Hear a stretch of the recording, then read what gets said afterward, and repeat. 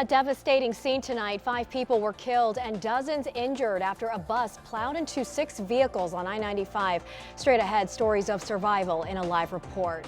And it's a case being watched around the country. A pregnant woman and her son held at Dulles International Airport for nearly 2 weeks.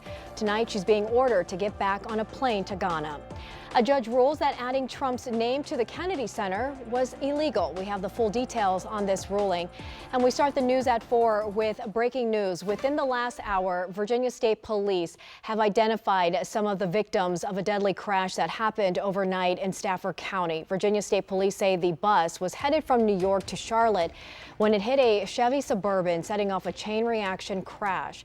4 of the victims were in an Acura SUV that caught fire, including 2 children. A 5th victim was in the Suburban. State police say charges are pending against the bus driver. Sarah Robinson spoke with passengers who survived and joins us right now live from Stafford. Sarah.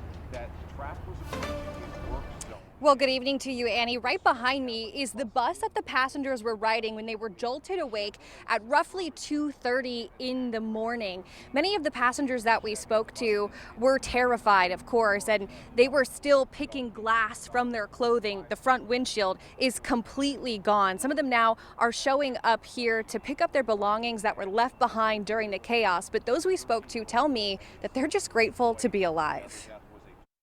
I just want to get home. I'm just so happy that I'm alive that I just want to make it home. Passenger Wayne Tobin hopped on this bus in New York at 9 last night. He was making an important trip to North Carolina. Well, I was going to visit my mother. Well, my mother's funeral is tomorrow. So I was pretty much going for the funeral. I was supposed to have been down there by now, But he never made it there because this happened. The bus Tobin was riding crashed into 6 vehicles, killing 5 people and injuring 37 others. According to police, all 5 people killed were in the vehicle struck by the bus. Tobin walked away with injuries of his own. my shoulder has been, it's hurt. It's like it might be dislocated. According to law enforcement, traffic southbound on I-95 had slowed approaching a construction zone.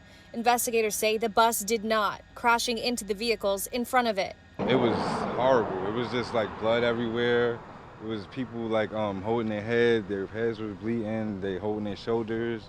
They couldn't, they still waking up trying to figure out what's going on. I was terrified.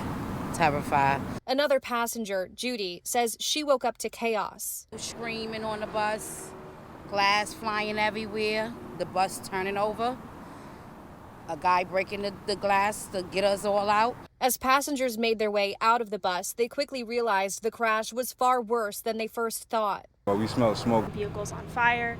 Firefighters say multiple vehicles were burning when crews arrived, and several people had to be extricated. One victim was flown to the hospital. Our crews did an incredible job today. This is something that we train for. We don't see these regularly. For passengers we spoke to on the bus, there is gratitude amid the trauma. Chaotic. We were all trying to pull each other together, make sure we was all right. Now, Annie, just several minutes ago, Virginia State Police have identified the driver of the bus, Jing Dong, 48, of Staten Island. We are told that he suffered injuries in the crash. In fact, a U.S. Department of Transportation spokesperson says he is now out of surgery and is being detained. Charges are currently pending. Annie, I'll send it back to you. Such a heartbreaking story. Sarah, have you learned whether this bus company, EMP Travel Inc., has faced any prior safety violations or crashes? Yes, Annie, we did. This company, EMP Travel, has faced 1 violation within the past 2 years. That was a crash, according to my notes, that happened in North Carolina back in 2024. Investigators say a tour bus failed to slow down in a construction zone and struck a traffic control vehicle operating a moving lane closure. 9 people were injured in that crash. Back to you. All right, Sarah Robinson with the latest. Thank you.